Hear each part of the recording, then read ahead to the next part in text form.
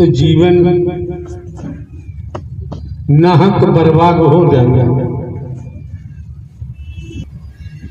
जिस लिए नारी का शरीर मिला है निर्थक साबित होगा। संसार में तो हर समय परपंच चलते रहते हैं। परपंच रचने वालों की कोई कमी नहीं होती। जिसे परिवार कहते हैं, परिवार में भी परपंच होते हैं।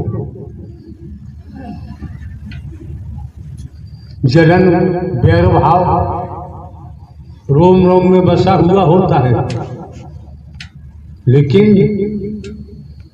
यहां लागू किया है नारायण हरि परमात्मा ने, मानव धर्म सत्य था, है और रहेगा। मानव का भाईचारा,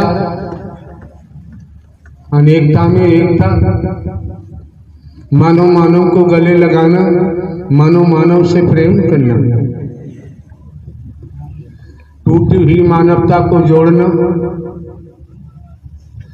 बिखरी हुई मानवता को इकट्ठा करना, मानवीय गुणों को पैदा कराते हुए सत्य के मार्ग पर अग्रसारित कर देना। वही आपको जानकारी दी गई है।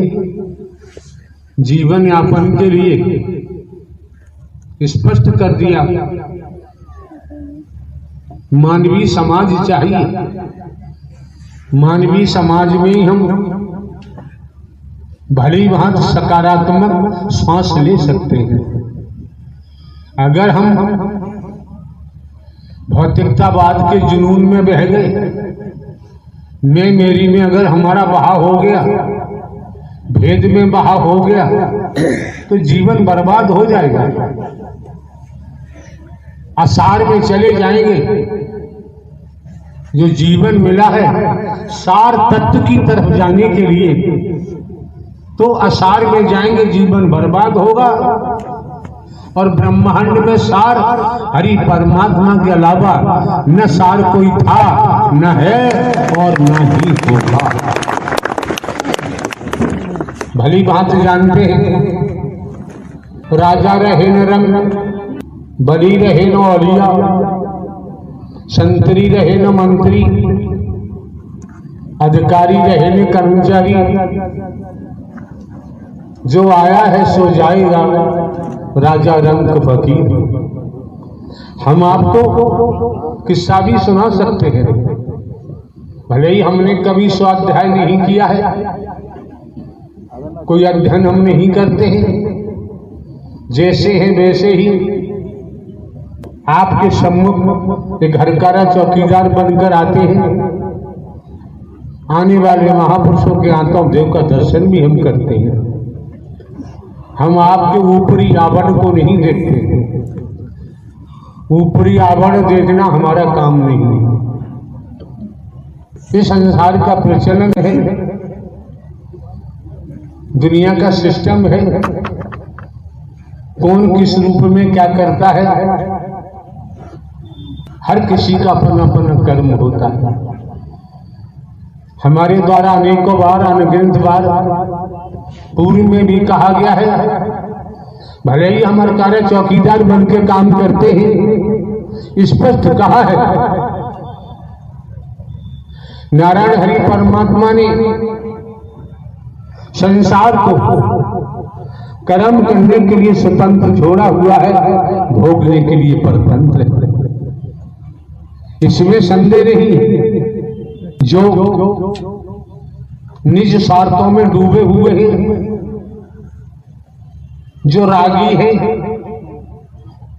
राग हमेशा भोग में ले जाता है और भोगी का सर्वनाश होता है। आपको शिक्षा, आपको ज्ञातव्य कराया गया है, आत्मिक अनुराग पैदा करो। सद्ज्ञान दिया जा चुका है। आत्मिक अनुराग से ही वह जागृति पैदा होगी, वो जागृति जन्म लेगी, जिससे आत्म कल्याण का हमारा मार्ग प्रशस्त होगा। लेकिन हम जैसे फॉर एग्जाम्पल एक मिसाल के द्वारा जानते हैं, गांव देहात में रहते हैं, आकाश से टूटकर अगर कोई तारा जमीन पर आ जाता है, इस वसुंधरा पर आके गिरता है, उस तारे को समझना किसी के बस की बात नहीं। वो तारा ही अवगत कराता है, वो तारा ही जानकारी देता है, वो तारा ही सद्ज्ञान देता है, स्वयं के बारे में बताता है, आपके बारे में बताता है, आपके संबंध की जानकारी देता है, अपने विराट स्वरूप की भी जानकारी देता है। लेकिन हम उसके शब्दों को समझना नहीं चाहते, उसकी बातों को पकड़ना नहीं चाहते। क्यों? हम मिथ्या नस्र में इतने डूबे हुए हैं, आसार में हम इतने लवलीन हो चुके हैं, हम स्वयं को ही भूल गए। स्वयं को हिंदू मुस्लिम सिख ईसाई समझने लगे, स्वयं को हम ब्राह्मण क्षत्रिय वैश्य शूद्र समझने लगे, स्वयं को हम नर नारी समझने लगे। ये बहुत बड़ी भ्रांति है, बहुत बड़ा भ्रम है। जो तारा आकाश से आया वो भ्रम को भी हटाता है। मोह माया में इतना दबा हुआ है, मोह माया में इतना लवलीन है, वो खुद की ही बात भूल गया कि मैं कौन हूं, मैं आया कहां से हूं, मेरा रूप क्या है, मेरा स्वरूप क्या है, मुझे क्या करना चाहिए, मैं कर क्या रहा हूं। Main body I am soul भूल गया। ईश्वर अंश जीव अविनाशी, स्वयं को भूल गया, मिथ्या नस्र को अपना लिया, आसार को अपना लिया, सार को छोड़ दिया। तो क्या होगा? क्या होगा? कर्म ने किसी को छोड़ा नहीं है।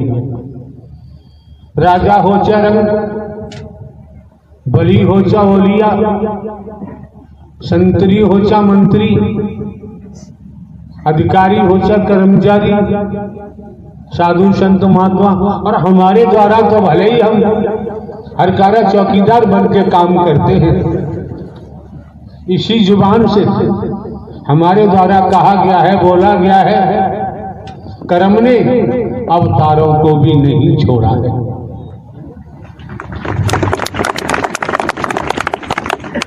वैदिक काल का इतिहास उठा के देखो, कर्म ने, जिन्हें शंकर ब्रह्मा विष्णु राम श्री कृष्ण कहते हैं, देवी दुर्गा हनुमान जी कहते हैं, काल भैरव कहते हैं, इनको भी नहीं छोड़ा। हमें अपनी औकात देखनी चाहिए। हम तो एक जीव है, जीव मायाबद्ध है, जीव मायाबद्ध है, नारायण हरि परमात्मा मायाधीश है। पूरा ब्रह्मांड त्रिगुणी माया में डूबा पड़ा है, त्रिगुणी माया से बना हुआ है। जब जीवों पर, जीवों की दुर्दशा देखकर, जीवों के क्रियाकलाप देखकर, समय काल परिस्थितियों के आधार पर परम सत्ता सुप्रीम अथॉरिटी, अलख निरंजन, अलख पुरुष जब धराधाम पर अपना प्राकट्य करते हैं, क्या होता है? जैसे बरसात हो रही है, एक एक शब्द को ध्यान लगा के श्रवण करें, ठीक से सुने, मौके बार बार नहीं मिलते हैं।